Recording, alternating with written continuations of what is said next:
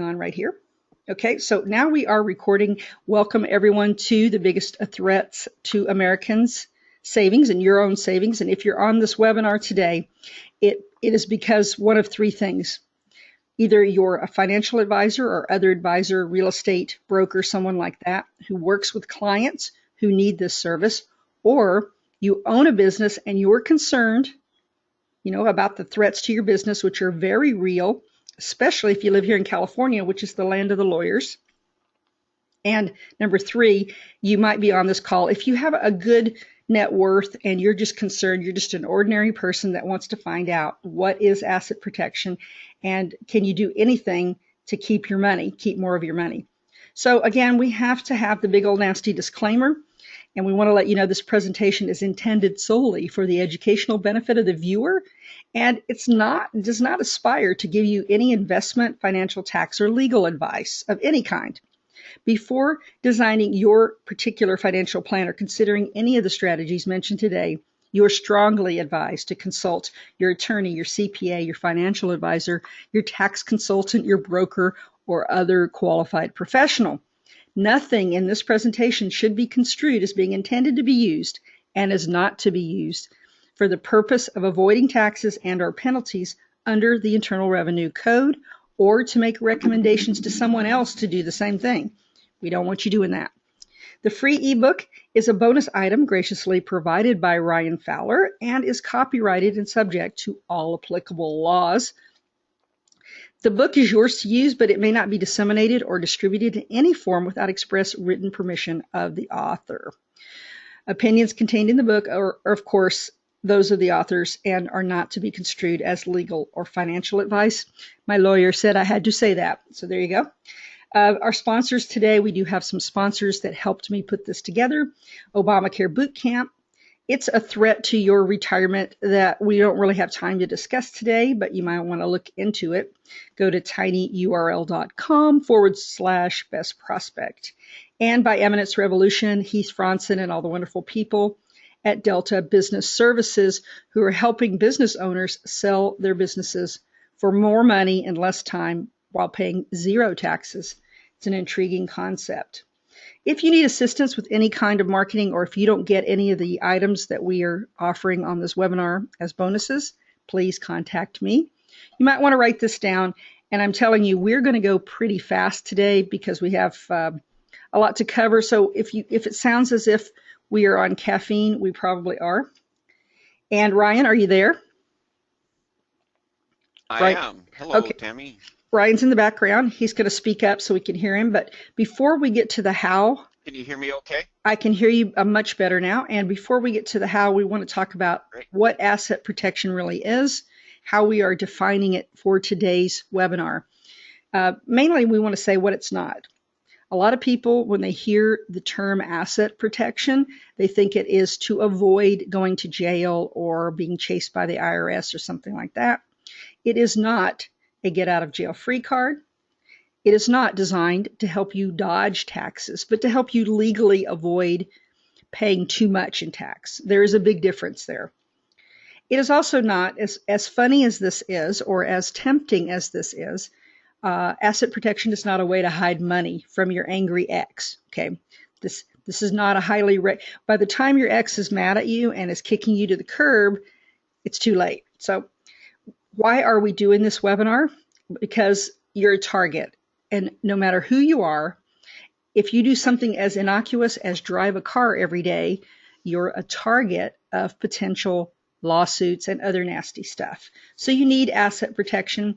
And if you work with clients, if you're on this call today and you're an advisor, you need to at least know enough about this and be conversant in this so that you can tell your clients, look, I'm looking at your financials here and I think you could use a good asset protection plan.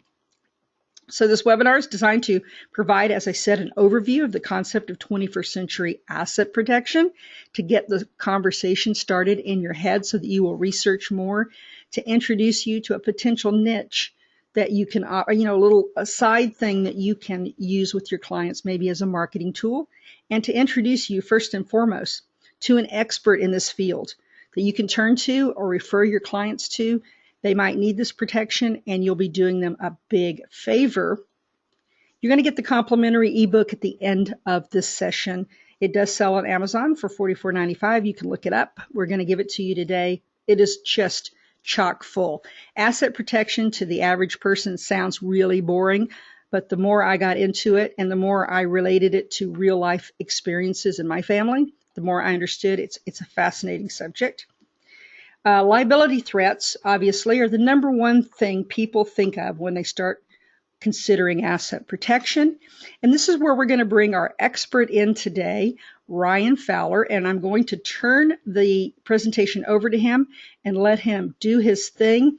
We want to give you some more of his background, but we really don't have a ton of time today. So what we're going to do is everyone that's on the call, I'm going to send you a copy of an MP3 interview that Ryan did on a podcast, and we're going to give that to everyone, and that will give you even more things with which to work. So without further ado, I'm making Ryan Fowler the presenter today. How you doing, Ryan? Hello. All right. Can everyone see my screen? Does that look good? It looks great, and you might want to speak up just a tad. And on the slides, Okay, no problem. Just go from the current slide up there in the left-hand corner where it says current slide. Right. Slideshow. It's already up. It's already up. Seconds from the current slide. And then No. Yeah. Okay. from current slide. Yeah, you got it. All right. I'm doing PowerPoint lessons too on the side here. Good morning, Ryan. And I am much better at asset protection than I am at PowerPoint. Just FYI. So let's talk about some of the liability threats that we all face. It's not just lawsuits, although that is a very big aim of asset protection planning, but you also have the threat of divorce, the threat of bankruptcy, the threat of frivolous lawsuits, and I have some really good stories for everyone. But asset protection protects from all of these if done in a timely manner, and that is the big if. A lot of times people come to me and they've already been sued, and I won't say that we can't do anything if you've already been sued or threatened with the suit, but if you come to me and there's the big ugly dragon's already reared its head, the options are much more limited. Divorce, bankruptcy, you just never know. Those are things that could hit at any time. Frivolous lawsuits, I have all sorts of stories. I'll give you one example, and this will tie into lingering liability and expanded liability. I had a client, and he had a car dealership, and there was a car he sold. It had bad brakes, so first he got the brakes fixed and took it to a shop, got the brakes fixed. The brakes worked for 10 years on that car, and then 10 years later, the brakes failed. And he was sued for that. He was sued for selling a car whose brakes worked for 10 years because there was an auto accident, and 10 years afterwards, the brakes failed, and he had to pay a good chunk of money to make that lawsuit go away. So that's an example of a frivolous lawsuit. I'm sure all of you have heard of frivolous lawsuits. That's also what we call lingering liability. You could be a real estate agent and you sell a home, and 10 years later something goes wrong with the home and you get sued for that. You could be a business owner and you sell your business, and even though you've been done with it for quite a while, some claim comes up 4 or 5 years, 10 years later. I had a doctor who stopped practicing as a doctor, and 4 years later he got sued for a malpractice claim, and he dropped most of his malpractice insurance at that point. So things like that happen all the time, but it's not just lawsuits, it's also business failure. How I got into asset protection is I had a business fail, and I had a business partner. When my business failed, we had an LLC, which is supposed to give us limited liability, but we had signed personal guarantees and whatnot. And I didn't have much in the way of assets, but my partner did. And so after our business failed, creditors left me alone, and he got eaten alive. And with the 2008 meltdown, I had a lot of people come to me and they had deficiency judgments because they had real estate that went underwater that got foreclosed on, or there's a short sale and they were on the hook for the deficiency. For example, let's say they bought the property for $500,000, it got short sold for $400,000, and the loan was say $450, very high loan to equity ratio, and they were on the hook for $50,000. Some were on the hook for millions because they had a dozen properties and they all went underwater. And that's the thing about asset protection, is half the trick is making money when times are good, but the other half the trick is keeping your money. And if you have a business go bad and you have all these business debts, as a lot of you business owners realize, you could be asked to sign personal guarantees. Creditors can try and pierce your entity and say, well, you're personally liable if your entity isn't run immaculately. In addition to the divorce, bankruptcy, frivolous lawsuits, business failures, lingering liability, there's also expanded liability, and this is a big one. Expanded liability, lawyers have a saying, I'm sure you've heard this elsewhere, but they say, throw them all against the wall, see who sticks. And the fact of the matter is, the more people an attorney can add to a lawsuit, and especially the deep pockets, and they seek out the deep pockets, if they can find a way to add a deep pocket, a wealthy individual to a lawsuit, their pot of gold at the end of the rainbow gets much bigger. One of the more famous examples of expanded liability is Aramark Corporation back in, I believe, 2006 or 2007. They were a vending company that sold concessions in the New York Mets Stadium, and one of their employees sold alcohol to someone who was already inebriated, and that person drove home from the game and he T-boned someone, and there was an infant in the other car, and the infant was basically incapacitated for the rest of that infant's life. So the drunk person that drove and caused the accident, they had their insurance pay out, their car insurance. They weren't sued beyond that. But Aramark, who had the employee who sold the drink, Aramark got sued and got a judgment against them for $110 million. Aramark did not drive the car. Aramark was not the employee that sold the beer to someone who was already inebriated, but Aramark was the employer of the employee that sold the beer to someone who drove the car. That's expanded liability. Happens all the time. Aramark was a deep pocket, so that's who the attorneys went after, and they got a $110 million judgment against them. So moving on, myth. I'm super careful. I always dot my I's, cross my T's. I'll never get sued, but you can get sued even if you're not at fault under a theory of expanded liability or any of those other theories that we talked about. And asset protection, it's designed for the threats you never see coming. And it's, like I said, it's not just for lawsuits. It can protect against a wide variety of threats. So some of the people who get sued, professionals, deep pockets, parents of teenagers, real estate, business owners, C-level executives, CEOs, CFPs, et cetera, anyone who drives a car, and the Aramark lawsuit, that's when someone got in an accident and it turned into a $110 million lawsuit based on someone drove a car and there was an accident.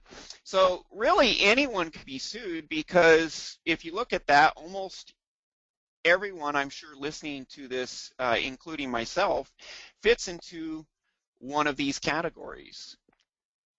A real big one, and I get more and more people contacting about me, is overwhelming U.S. government debt. And as we know, in Greece right now, currently in Greece, the banks are shut down nationwide. The ATMs are limited to €60 a day withdrawals, and if you look at the news, you'll see long lines of people standing in line at ATMs to get their €60 a day. I think Greece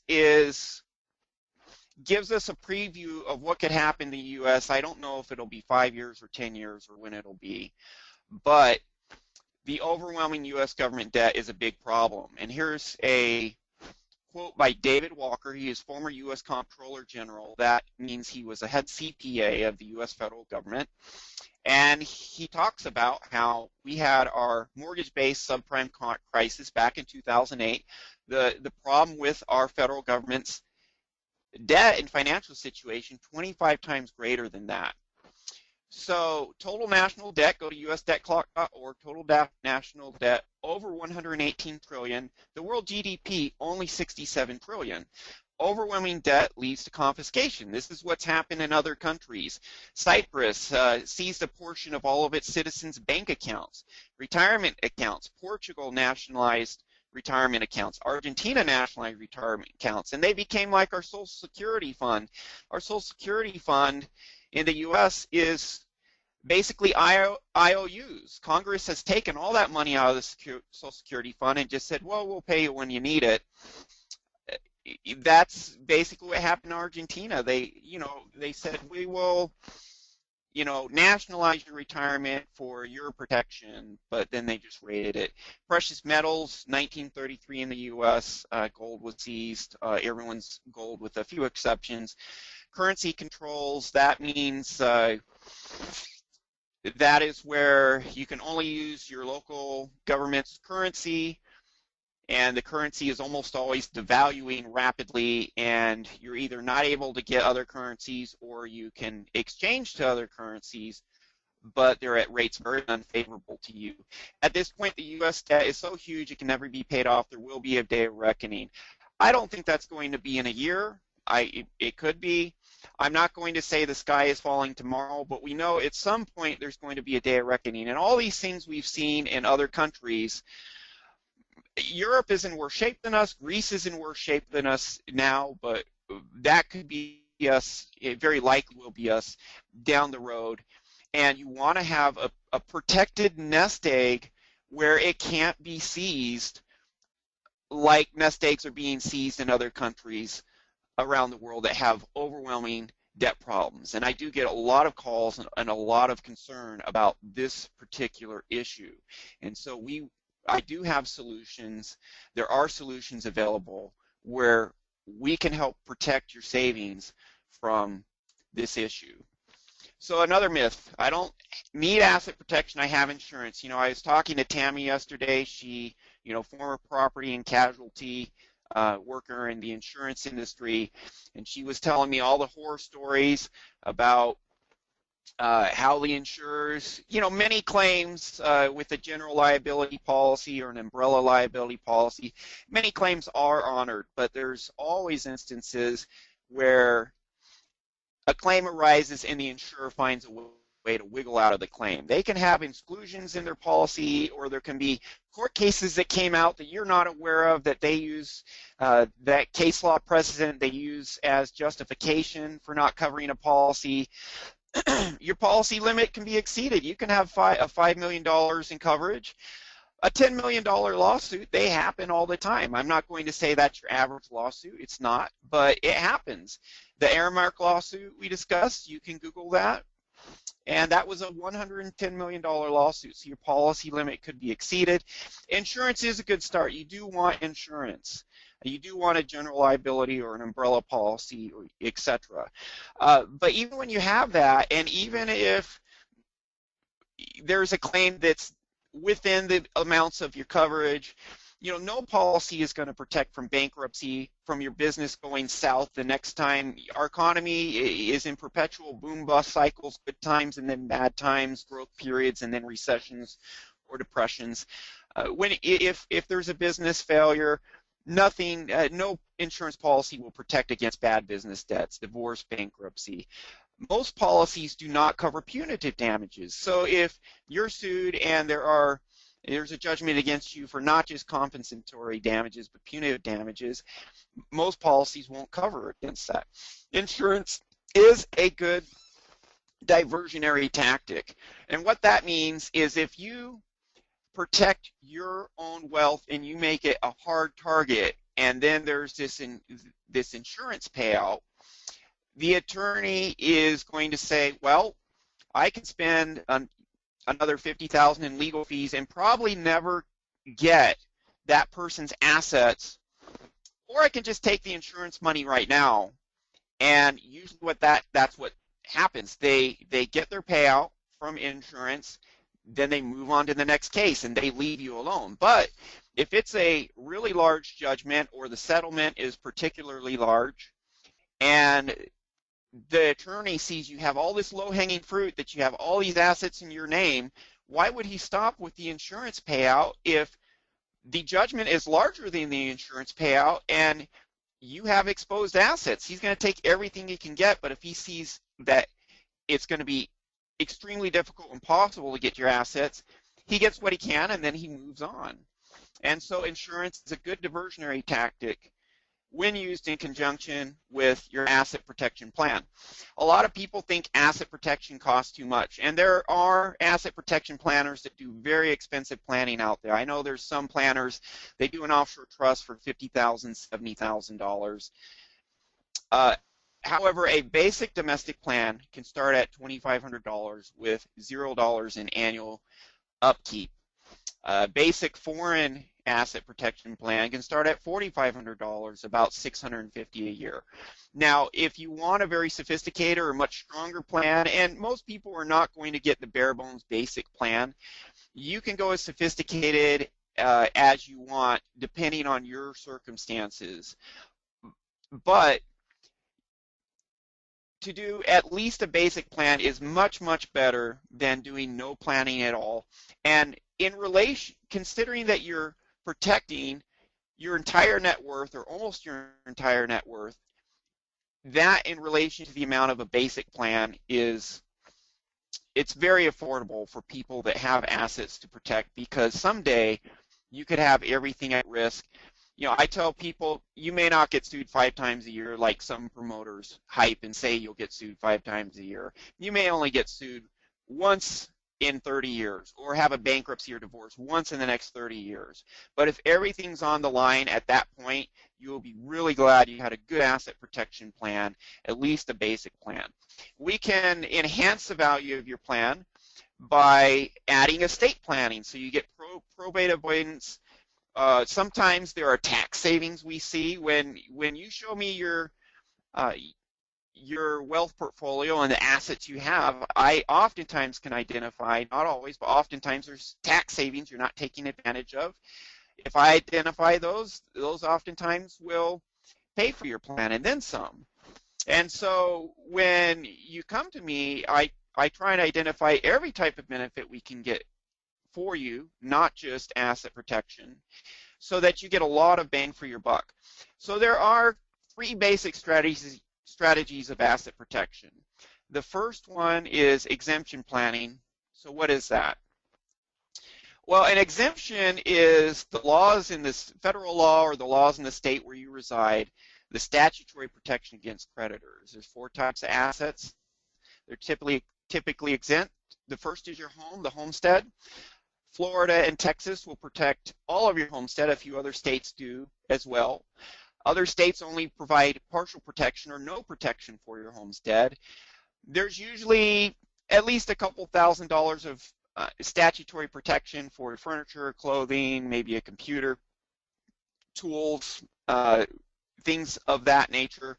Your pensions and retirement, if it's a 401k or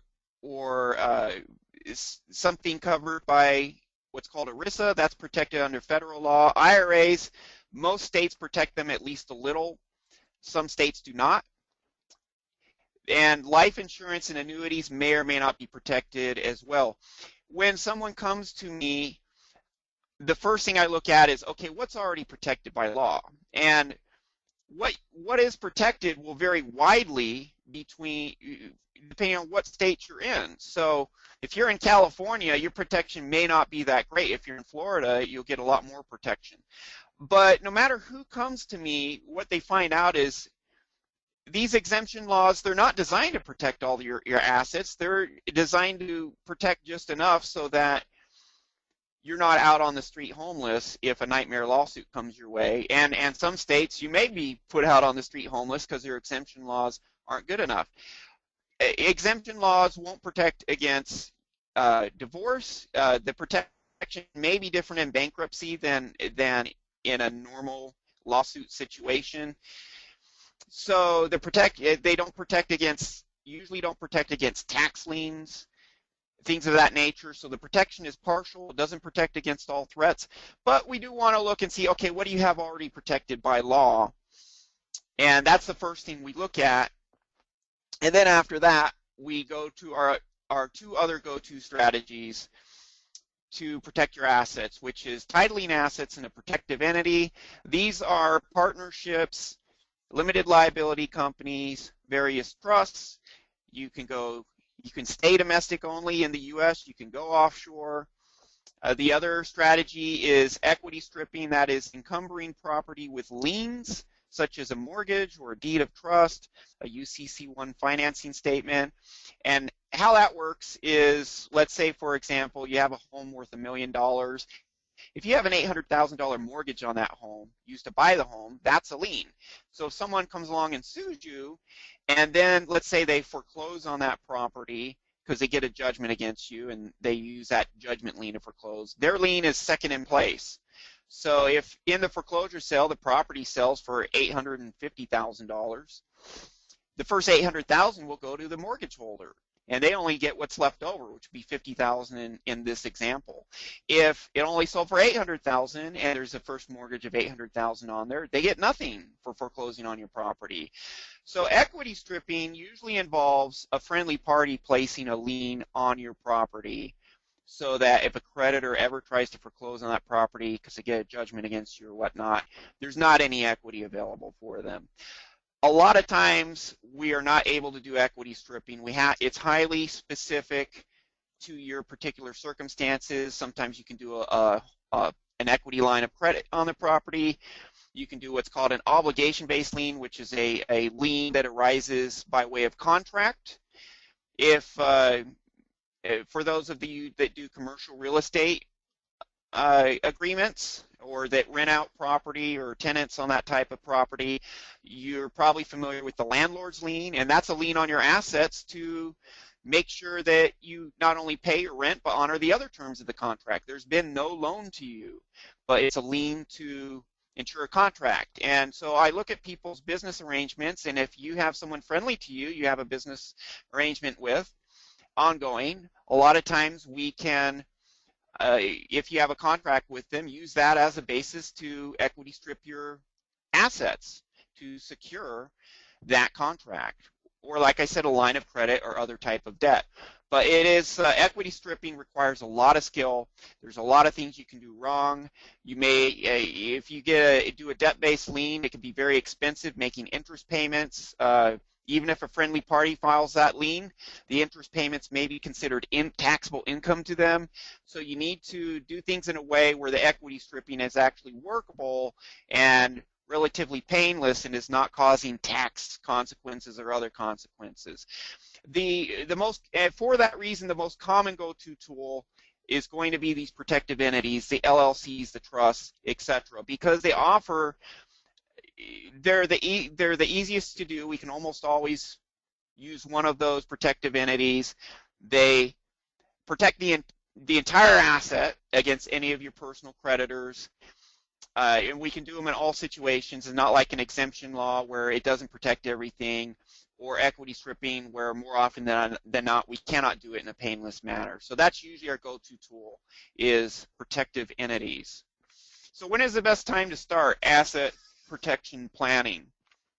Well, you want to start before you need it. There is a law called the Fraudulent Transfer Act, UFTA, Uniform Fraudulent Transfer Act, and it's used to undo transfers to these protective entities, or it can undo a lien, because a lien is a transfer of equity.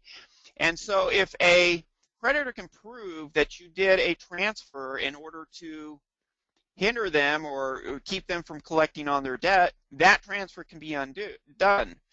If in most situations they have to prove fraudulent intent, meaning now it's not fraud per se, it is basically a remedy used by the courts to assist a creditor in collecting on a debt. So most of the time they have to show fraudulent intent, that you were just trying to dodge the debt.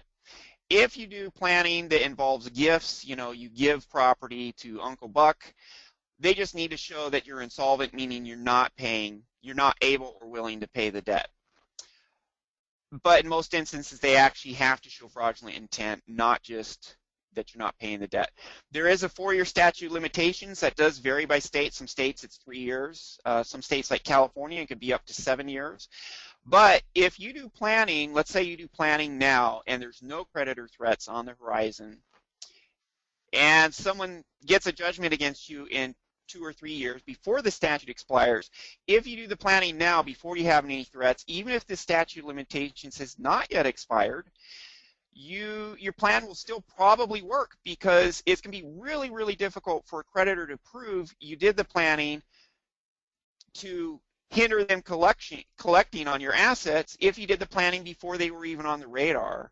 So that's really the big thing, is do the planning before your creditors are on your radar, so they can't say, they don't have ammunition to use against you in court saying, yeah, you did this because you knew we were going to get a judgment against you down the road. That is the big linchpin, is do it when seas are calm.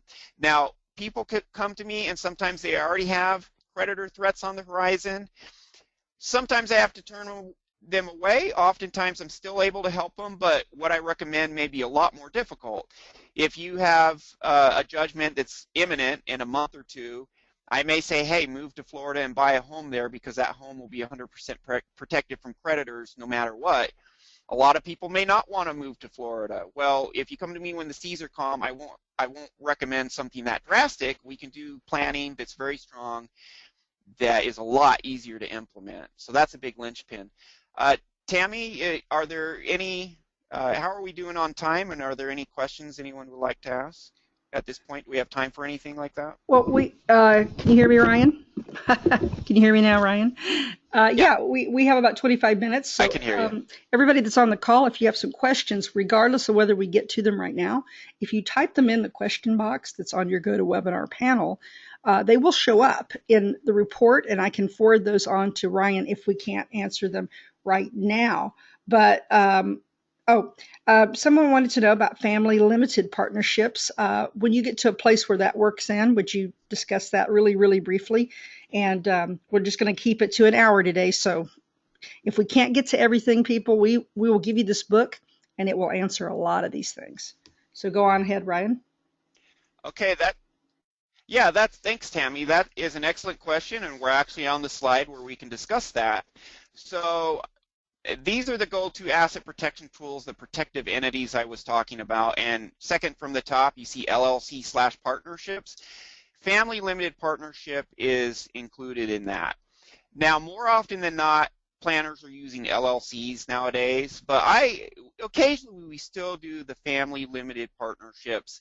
And you can set an LLC, or LLCs and limited partnerships, they have the same type of protection, which is called charging order protection.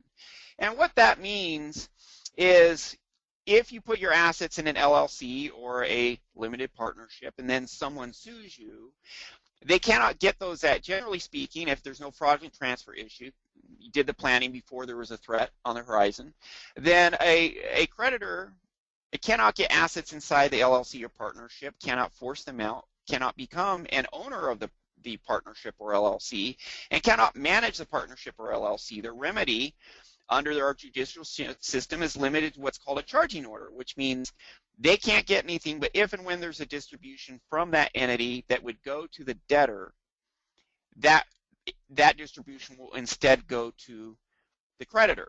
And most of the time what happens is no distributions are made, so the creditor gets nothing, and then they say, well, I want something, so let me settle for pennies on the dollar. And, they get 25 cents on the dollar on the amount of their judgment, because they know they're not going to get anything, so they negotiate that and take what they can get. And, that is much, much better than having the asset in your name and then just grabbing it. But we can do even better than that. So a lot of times I will do LLC or partnership and combine it with other structures, such as an irrevocable trust. That's the first one. And what you want to understand is each of these tools has its own set of strengths and weaknesses. So An irrevocable trust, for example, that can be domestic in the U.S. or it can be a foreign or offshore trust. I do both. I do what's best for you and what you're most comfortable with. But a trust, if we put an LLC or a partnership in a trust, most of the time you can continue to manage that LLC or partnership, but now because you don't own that LLC or partnership, it's owned by the trust. If someone sues you, they cannot get a charging order against that LLC or partnership interest. So they can't even get the right to a distribution if and when made. And so a distribution is made from the LLC or partnership to the trust. And then the way we set up our trusts, they can the trust can make distributions to you in a way that the creditor can't grab it. Now, a lot of people, when they're under the gun and they're being sued, they have a cash flow crisis. You don't want to be in a situation where you can't get money out of your LLC or partnership, but you need that money to live. And so you're in a stalemate where the creditor cannot get the assets, but neither can you, and now you're hard up and you can't pay your bills. So when you combine the partnership or LLC with a trust, it solves that cash flow problem. There's no charging order. The trustee can give assets to you or your family members, or just pay your cost of living directly, those expenses directly, so that you can survive when you're under a gun and when a creditor's trying to see if they can get assets from you, and they're doing everything they can. And, you know, if you get a judgment against you, a creditor's going to try for a while. And eventually, with a good plan, they give up. They realize they can't get anywhere. But you want to have a game plan so that when you're under the gun, you're going to be able to keep that cash flow going to pay your bills. And we talked about equity stripping. That's another tool, the line of credit, debt-placed liens, obligation-based liens that I talked about. Life insurance or annuities. Some states will exempt life insurance or annuities by law. So sometimes someone comes to me and they want life insurance anyways, and so we get a cash value life policy and they're happy with that, and it's exempt under their state's law. If they move to another state, it may no longer be exempt in that other state, so you need to be aware of that. One thing sometimes we do is when we do offshore foreign planning, foreign LLC, foreign trust, if you combine a foreign life insurance or annuity policy in a foreign jurisdiction that has very strong creditor protection by law, and then you combine that with an offshore structure, that can be next to impossible to bust. Really, I've never seen it well set up offshore plan that then held the offshore structure held life insurance or an annuity. Never seen it bust. It is extremely strong if you do it right. Now, some planners are still touting corporations.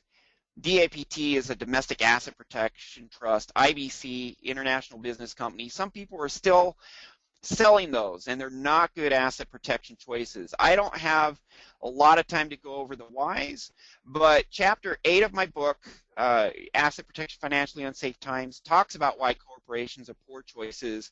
I do have an article that goes over domestic asset protection trusts and why oftentimes they fail. Now, a DAPT, every once in a blue moon, it's actually not a bad idea. It's just most of the time there are better ways to go. And with the IBC, the foreign LLC, better than a foreign IBC in every way. I've set up 1 or 2 DAPTs, but again, very narrow set of circumstances where I'll actually even look at it. Most of the time, not a good tool. And be aware of certain jurisdictions, such as Nevada. Nevada corporations and Nevada asset protection, extremely heavily hyped. But if you read my book, page 102, 103, there's testimony by an IRS very high-level examiner. Says we look on, if you don't live in Nevada and you're using Nevada entities, you're an audit target.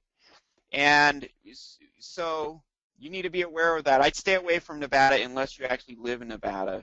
Stay away from Nevada entities for that reason. So there is no magic bullet in asset protection planning.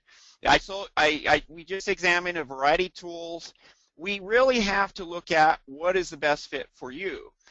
Cookie cutter solutions, by definition, they're not as good, because here's all the factors we have to look at when we're doing asset protection for any particular person. I need to look at the local and state laws you're subject to, as well as federal law, and there's 50 states and various local laws within each state that you may be subject to, and it varies from state to state. everyone's family situation is different, and accordingly, everyone's estate planning goals are different. And I need to at least look at your estate planning and other objectives to make sure, at the bare minimum, that the asset protection planning doesn't get in the way of that. The best case scenario is we integrate and incorporate estate planning into your asset protection. But at the very least, I don't want to make any estate planning you've done less effective. So I look at that. We have to look at your particular risk. What type of industry are you in? What are, your asset protection protects against all risks, but if there's any particular risk you're especially vulnerable to, we need to consider that. We need to consider what kind of assets you have, whether it's real estate or precious metals or cash, commodity, stock market, whatever, retirement plans. Not only that, but how much you have. If you have a net worth of $100,000, a creditor will not chase after $100,000 is nearly as hard as he'll chase after $5 or $10 million.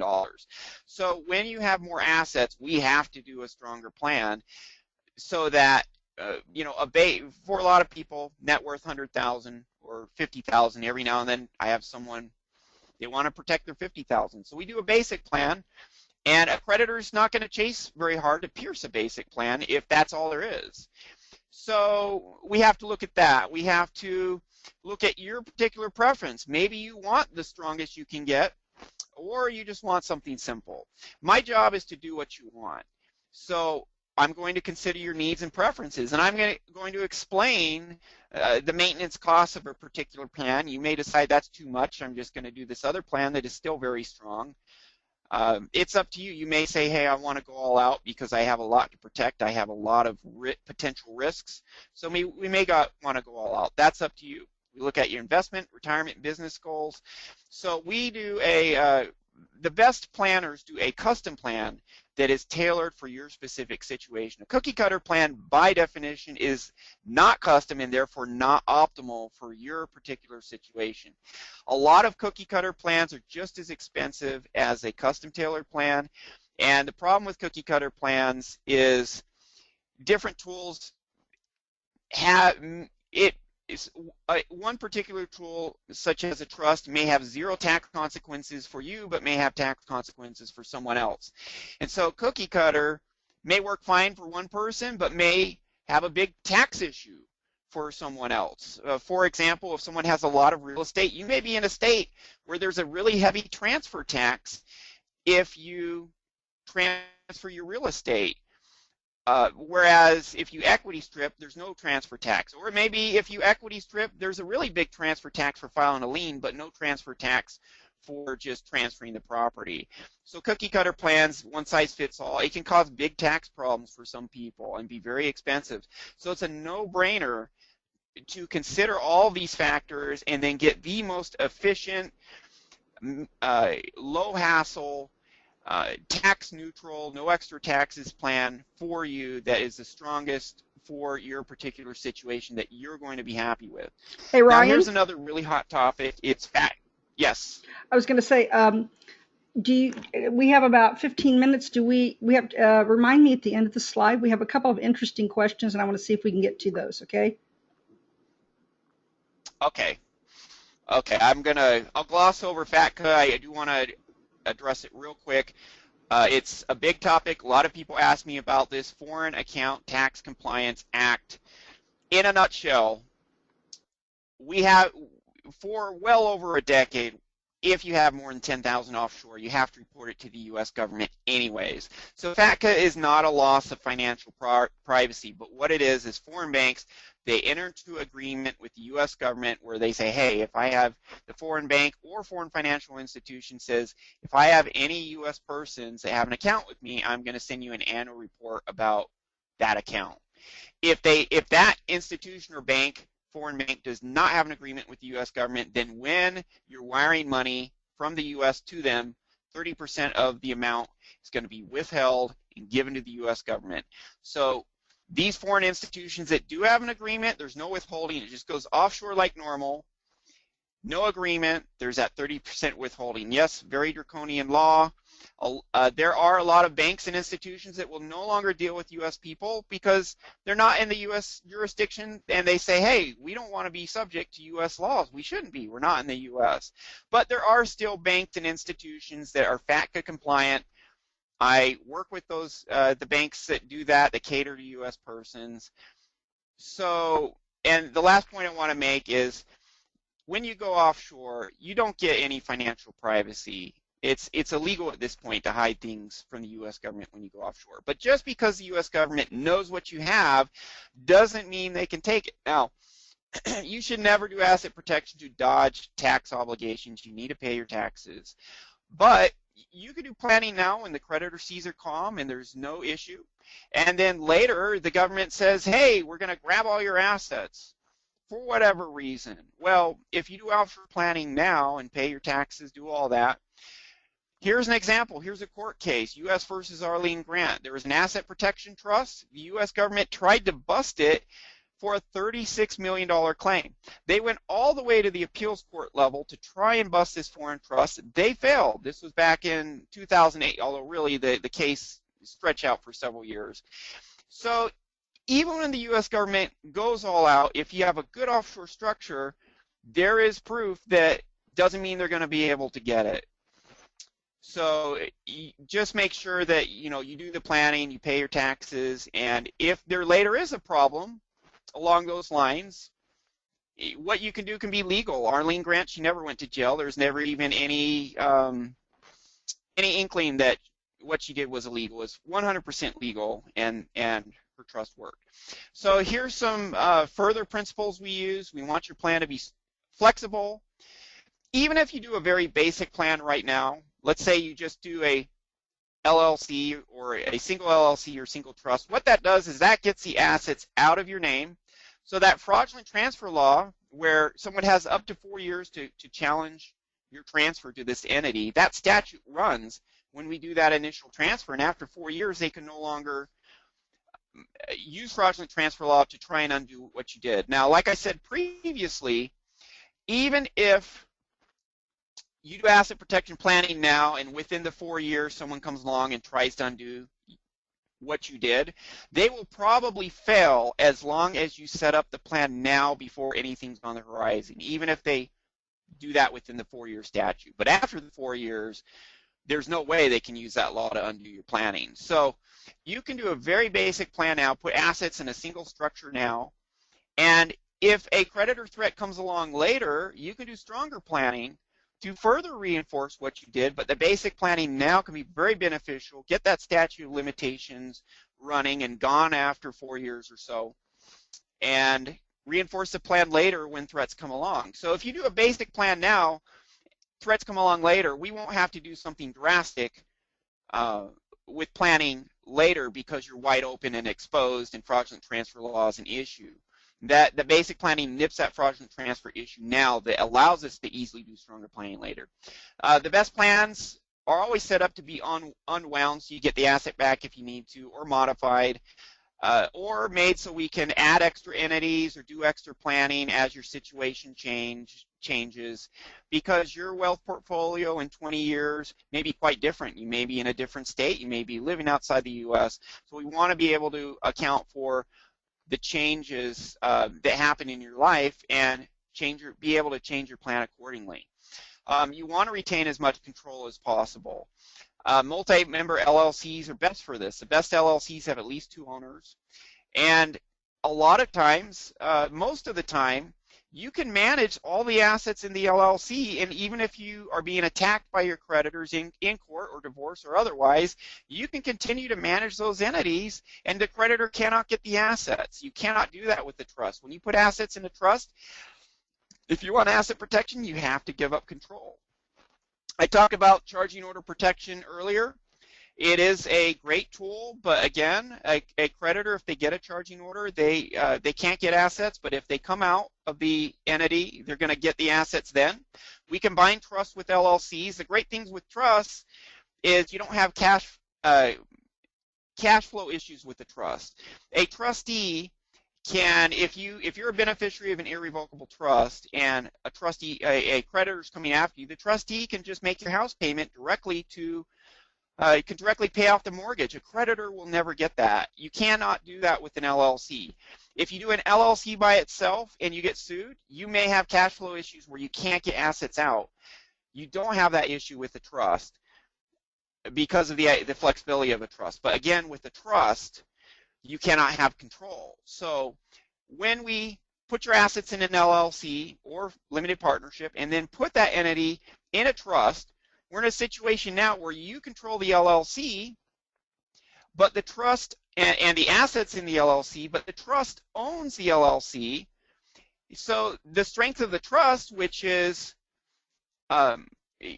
no cash flow issues or less cash flow issues, is combined with the strength of the LLC where you get to retain control in most instances. There are a few instances where if you're really under attack, then at that time you need to have a friend or a professional control the LLC instead of you, but most of the time you can retain control.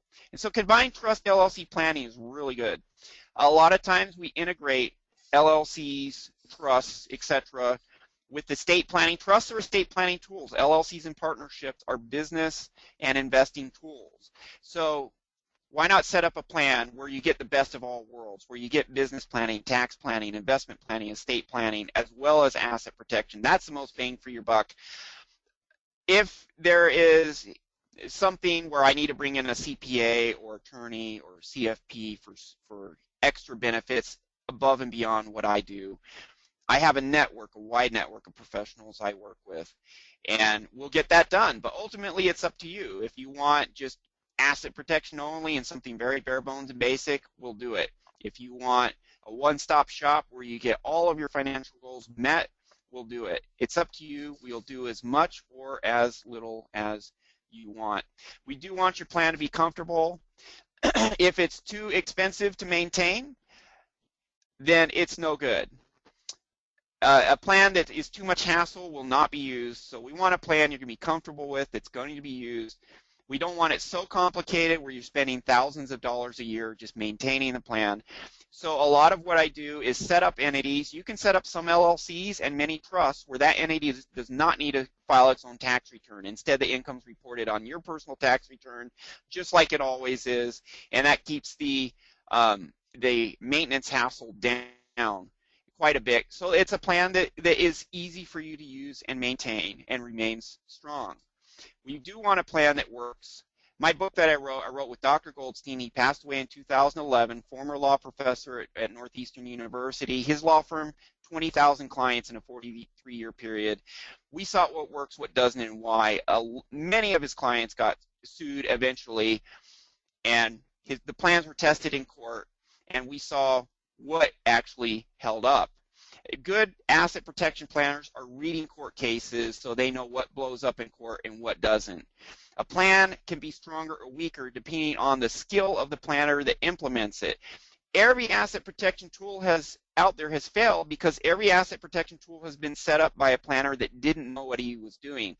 You can set up an LLC poorly, you can set up an offshore trust poorly, you can set up a domestic trust poorly, limited partnership, equity stripping, even life insurance. You do life insurance and it's not exempt on your particular state, it won't hold up. So a do-it-yourself plan, there are so many factors that need to be considered. The laws are very complex, so DIY, do-it-yourself plans often lead to disaster. You really need a skilled planner to set up the plan correctly so that it will work, and you need a planner that has actually seen what holds up in court and what blows sky high in court when challenged. So this is our last slide. This just shows real quick some of the more advanced tools. There's series LLCs, what's called a special power of appointment trust. Some of these other trusts. A domestic foreign hybrid, that's a plan where you have some of your assets offshore and the rest are in an onshore structure. So say a domestic trust with a foreign LLC. And those are often contingency plans where if trouble arises and you need the extra protection of offshore, the trust then moves offshore at that time. The benefit of those plans is they're cheaper than a pure offshore plan, and you get most of the benefits of an offshore plan because when you know you need the planning, the plan can move offshore. So most attorneys, CPAs, CFPs don't know what these more advanced plans are, much less how to set them up. And so use a good planner that has experience, that's a specialist. And that's my presentation. We have a couple minutes for questions, Tammy, and I hope you guys have found this useful. Okay, so first of all, Ryan. Oh, I guess there is one more. Ryan, go ahead. Excellent. Yeah, go one more slide. Yes. Actually, you didn't use the slide. You didn't use the slideshow that I sent you, so you're going to have to give people your numbers. So everybody, take out a pencil and pen, and he's going to tell you. Ryan's more than happy to answer your questions. We know that we went really fast on this, and it was an overview. So tell them how to contact you if they want a partnership, and also talk about the work that you do with financial advisors in partnership. Sure. So my phone number is at pfshield.com under contact us, but it is 800-798-2008. And I work with attorneys, CPAs, CFPs, insurance advisors all the time.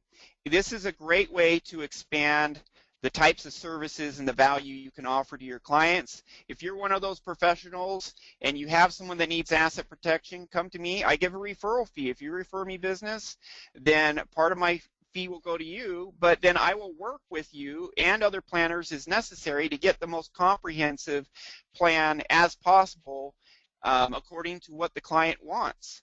So if you're in my network and someone comes to me and they need an attorney and you're in that state, I could be referring you business. You can refer me business and be compensated for that, and we can work together. I could do the asset protection planning. If you're a tax advisor, you handle the tax aspects of that plan. Or you're a CFP and you do the retirement planning aspects, and then I enhance that retirement plan for super strong asset protection, for example. So if any of your clients have asset protection needs, and quite frankly, almost all of them should, let them know that you now have an asset protection resource available, and since you're doing this other planning anyways, you might as well give them the most bang for their buck with a specialist. And so let's work together and give the most value we can for your clients. Now, if anyone on this call, if you need asset protection for yourself, come straight to me and I will do a great job for you, and I look forward to serving everyone. So thank you. He's got like 12 years doing this, and I want you all to read the book. Everyone on the call, again, I'm going to send you a link where you can download the electronic version for your Kindle or whatever. You can read this book on your laptop at your leisure, and you'll learn a ton of stuff. So there's no strings attached to that, and I wanted to thank you for being here. Again, we went really quickly, so when you read the book, some of the questions that were asked will be answered. Otherwise, I have about 20 questions, and we don't have nearly enough time to do those. So what I'm going to do is give these questions to Ryan, and if he would kindly do so, he can contact you individually. So again, I encourage you to go to his website, contact him. He's a wealth of information, and also we are going to send you an MP3 of an interview that he did earlier with Heath, and you'll learn a lot more stuff in addition to this. It is a very fascinating topic, and I'm interested in it, and all of you should be if you work with money or if you have any money. Even someone like me who doesn't have any money can profit from these kinds of things. So Ryan, I want to thank you so much for being here and taking time out of your busy day to bring us this information. Advisors, call Ryan, and you guys can partner up and do something that's amazing for your clients. And thanks to Heath Franson at deltabusinessservices.com for introducing me to Ryan. I am just, every day I talk with Ryan, I'm just amazed at how much stuff he knows. Of course, he's a lot younger than me, so he can keep all that stuff straight in his head. The older you get, the harder it is to remember all this. But thanks again, Ryan. And I'm going to be sending everyone all this stuff, so be on the lookout for it. Check your inbox. If you don't get it, yeah, go ahead. Go ahead. One last thing, I have a lot of research and writing that. I have a lot of research and writing that is not in my book. My book's about 5 years old. So if you want even more up-to-date information, the book is still very relevant, tons of good information, a lot of advanced strategies in there, but there are other strategies not in the book, and if you'd like to read about those, those, let me know, and I will send Okay. you my additional writings and research to show you the latest and greatest in the world of asset protection. Okay, great. Well, we got to get going now because we are at the hour and something else is on the horizon. So thanks, everybody, and be looking in your inboxes. Thanks again, Ryan. Appreciate it so much.